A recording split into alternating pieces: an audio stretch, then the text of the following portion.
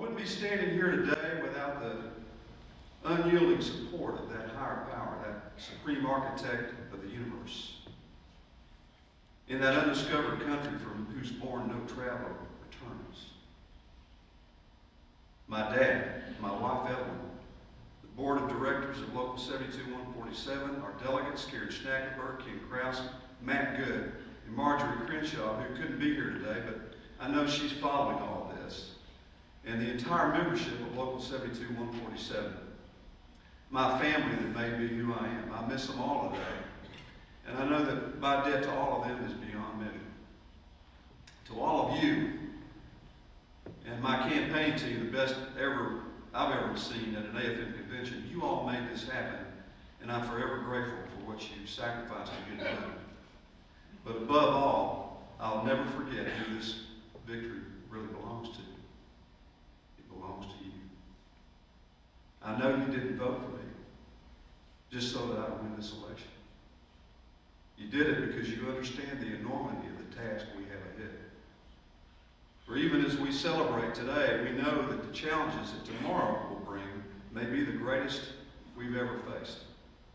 An internal conflict that has cost us a fortune, our general fund in debt to the relocation fund, the worst economic crisis of our generation, affecting our members and our locals. But now we have new energy to harness, new opportunities to organize, and old alliances to repair. The road ahead will be long, our climb will be steep. We may not get there in 1 year, or 2, or even 3.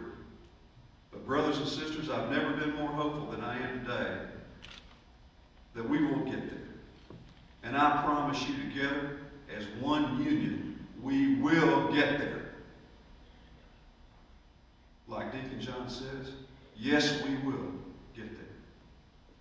There will be setbacks and there will be problems. There are many who won't agree with every decision or policy I make as president or that our new executive committee makes. And we know that leadership can't solve every problem, but I'll always be honest with you about the challenges that we face, and I will listen to you. And when we disagree, we'll disagree respectfully. And above all, I'll ask you to join in the work of reconciling the disparate interests of this union in the only way it has ever been done, by dovetailing common interests, member by member, local by local, conference by conference, to rebuild the unity of purpose that gave us this union to start with in 1896, that gave us the trust fund, that gave us the pension fund, that gave us the special payments funds, and soon that will finally make performance rights a reality. The ideas that began just a few short weeks ago in Denton, Texas, can't end on a hot day right here in Las Vegas. But the victory alone isn't the change we seek. It is only the chance for us to make a change, to rediscover ourselves for the sake of unity. And that can't happen if we go back to the way things were. And it can't happen without you. So, let us resist the temptation to fall back on the same pettiness and immaturity that has poisoned our politics for so long. Let us remember that it was a man named Joe Weber who presided over this union for nearly 40 years, who believed that rules that antagonize locals and members are unproductive. And President Kennan, who picked up the pieces after a serious bout of dual unionism back in the 1950s and 1960s, who brought us back from the brink of disaster and found a way to dovetail common interests to reconcile those disparate interests, whose unifying policies created the pension fund back in 1959. Those are the values I know we all share. And while we celebrate today, we do so with a measure of humility and determination to heal the divides that have held back our progress. As Abraham Lincoln said to a nation far more divided than our union is, we're not enemies, we're friends.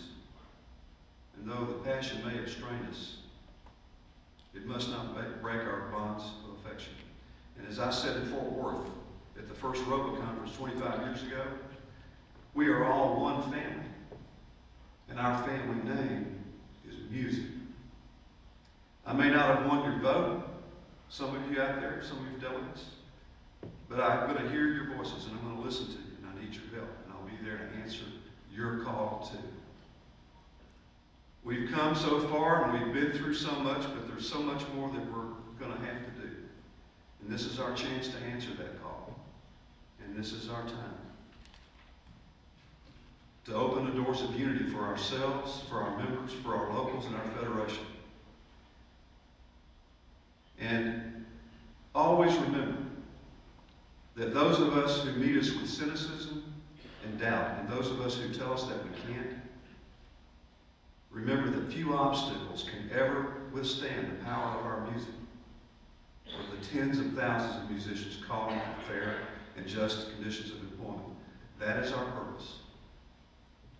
And that is why I became a candidate for president.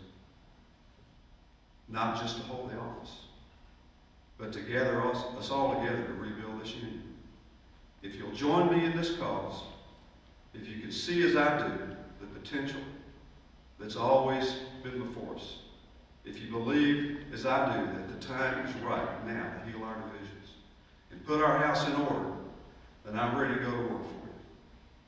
And I'm ready to go to work with you. Together, let us go about the important work of building unity, not just within, but wherever groups are gathered and wherever music is performed. God bless the American Federation of Musicians. And God bless you, ladies and gentlemen. Thank you very much.